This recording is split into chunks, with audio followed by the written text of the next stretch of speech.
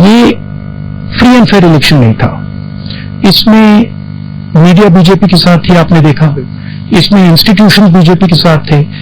Election commission ने पूरा मतलब कैंपेन फॉर्मेट में चुनाव बनाया 3-4 महीने का।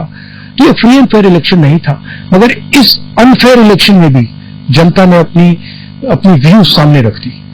मुझे लगता है कि अगर ये फ्री एंड फेयर इलेक्शन होता तो बीजेपी को 102-104 सीट मिलती और कांग्रेस पार्टी को फुल मेजोरिटी मिलती, इंडिया गठबंधन स्वीप करता। नमस्कार साथियों, मैं आपका दोस्त अशफाक अहमद और आप देख रहे हैं देशभक्त चैनल।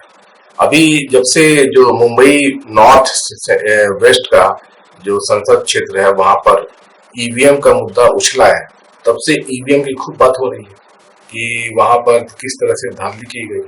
चुनाव आयोग ने खुद माना है कि वहां पर जहां पे काउंटिंग सेंटर था तो वहां पर शिवसेना शिंदे गुट उनका आदमी मोबाइल लेके मौजूद था, जबकि वहां पर वो अलाउड नहीं था और उसने कुछ तो गड़बड़ करी। अब क्या गड़बड़ करी, अभी पुलिस में केस चल रहा है, पुलिस में एफआईआर हो गई है।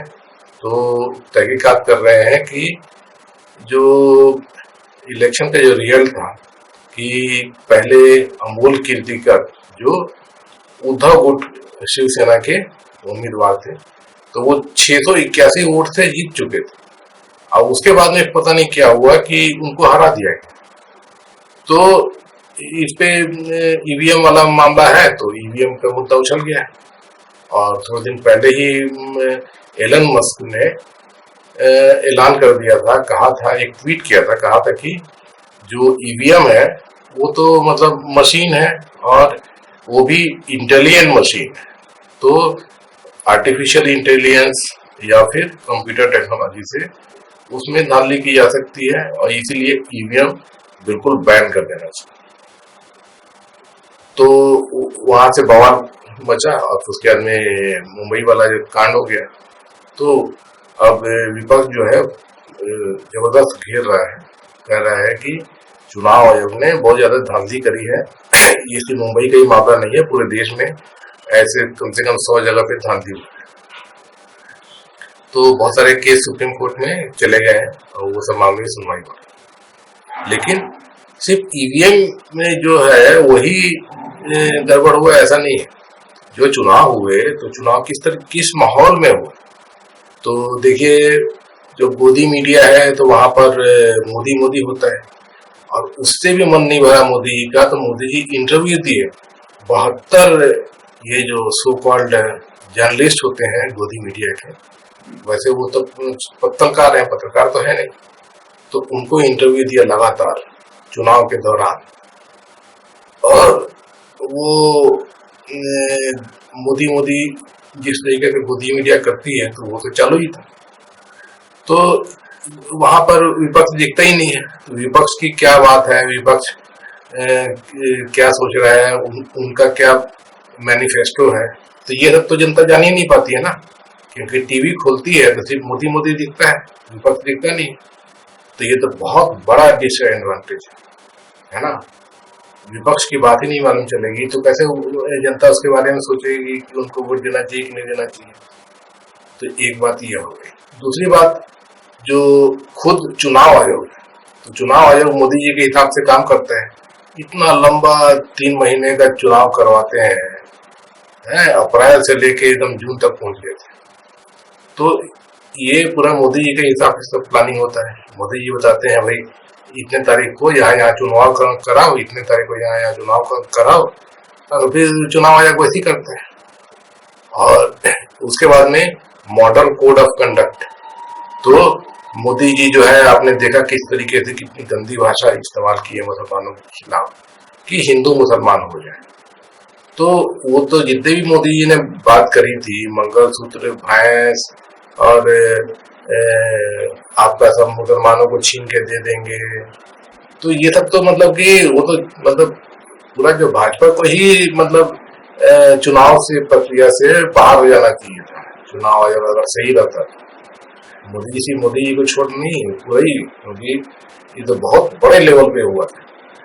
मोदी की गारंटी है रामनवमी जब तक मोदी रहेगा तो कोई छीन नहीं सकता, हर हिंदू मनाएगा रामनवमी। और जब तक मोदी यहाँ है तब तक राम मंदिर पर कोई आंच नहीं आने दूंगा। ये सब बात मोदी जी कर रहे थे ना, तो चुनाव आयोग कहाँ था? तो ये सब चुनाव आयोग की तरफ से मतलब पूरा का पूरा जो है वो विपक्ष के खिलाफ, और विपक्ष पे ही चुनाव आयोग चढ़ जाता था कुछ भी बात के लिए। अब जैसे कांग्रेस ने बताया है कि जो एक जो चरण के चुनाव हो रहे थे तो उसमें वोट परसेंटेज कैसे बढ़ रहे थे। जिस दिन चुनाव हुआ तो उस दिन वोट 60%, और 6 दिन 7 दिन 11 दिन 12 दिन बाद मालूम चल रहा है कि 6% वोट बढ़ गया। कैसे बढ़ गया? तो इसपे विपक्ष सवाल पूछ रहा था, तो उल्टा विपक्ष पे ही कोई शोकआउट नोटिस जारी कर दिया चुनाव आयोग, तुम लोग जनता को गुमराह कर रहे हो। और चुनाव आयोग के बाद में अब देखिए जो पैसा का खेल होता है, तो पैसा मोदी जी के पास, भाजपा के पास में पूरे देश का जो पैसा है सब वहीं से पहुंच गया है। तो मोदी जी क्या करते हैं कि जीएसटी लागू कर दिए। तो जीएसटी में पहले होता था कि जो राज्य होता था उसको पहले टैक्स मिलता था, फिर राज्य केंद्र को देती थी। अब मोदी जी ने उसको पलट दिया, तो पैसा पहले केंद्र को पूरा चला जाता है, वहां से फिर मोदी जी राज्य को देते भी नहीं है, खूब उनको लटकाते हैं। तो पैसा जो है वो मोदी जी खींचने का सब तरीका जानते हैं। तो वहां से उसके बाद में फिर कैसे गरीबों से टैक्स वसूला जाए। तो देखा आपने कि पेट्रोल पे जहां यूपीए सरकार 3.25 रुपए पर लीटर टैक्स लेती थी, पेट्रोल डीजल पर भी करीब इतना ही था, और मोदी जी जो है उस पे पेट्रोल डीजल पे 33 रुपया 34 रुपया पर लीटर टैक्स वसूल रहे हैं। तो ये तो गरीब की जनता के जेब से जा रहा है ना। और उसके बाद में फिर गैस का भी वही देख लीजिए, सब्सिडी के साथ में गैस जो है 400 रुपये सिलेंडर आता था यूपीए के जमाने में, अब 1200 रुपये तक पहुंचा दिया मोदी जी ने, क्योंकि सब्सिडी बंद कर दी मोदी जी। किसी को सब्सिडी वो मिलता नहीं है। ये सब्सिडी जो पहले कांग्रेस के जमाने में 600-700 रुपये सब्सिडी हुआ करता था, अब 100 रुपये कर दिया मोदी जी। तो गरीब के जेब से मोदी जी पैसा निकाल रहे हैं, यही बात हुई ना। हर चीज पे जीएसटी लाद दिया, खाने पीने की चीज से लेके। तो मोदी जी सब गरीबों के जेब से पैसा निकाल के अपने पास डाल रहे हैं। तो पैसा आ गया मोदी जी के पास में हर तरीके से। उसके बाद में फिर धांधली वाला पैसा भी आया, जो इलेक्टोरल बॉन्ड मोदी जी लाए थे। इलेक्टोरल बॉन्ड में जो है वो दान जो कर रहा है, तो वो उसका काला पैसा है कि सफेद पैसा है, वो बैंक वाला नहीं पूछेगा, और पैसा फिर आ गया, उसके बाद में वो चला जाएगा मोदी जी के पास। तो सुप्रीम कोर्ट ने इस पे सुनवाई में डांट लगाई मोदी जी को कि ये तो पूरा गैर कानूनी है, ये तो इलीगल है। तो उसको अब मैं उनको सुप्रीम कोर्ट ने बंद कर दिया इलेक्टोरल बॉन्ड। तो वहां से मोदी जी पैसे खींच रहे थे। तो मोदी के पास पैसे ही पैसे हैं।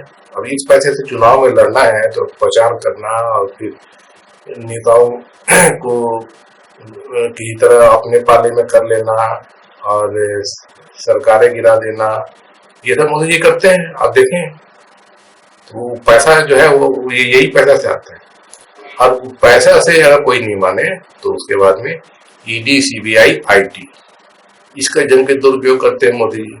कानून बना दिए जो PMLA, prevention of money laundering act, उसमें ऐसे कानून बना दिए कि बिना सुनवाई के, बिना सबूत के किसी को भी पकड़ के जेल में डाल दो, है ना। और उसको फिर डराओ, तो कोई डर के फिर मोदी जी की बात मान लेगा, फिर मोदी जी के साथ में आ जाएगा, विपक्ष को कमजोर कर देंगे मोदी जी इस तरह। तो ये सब चीज आप देख रहे हैं ना।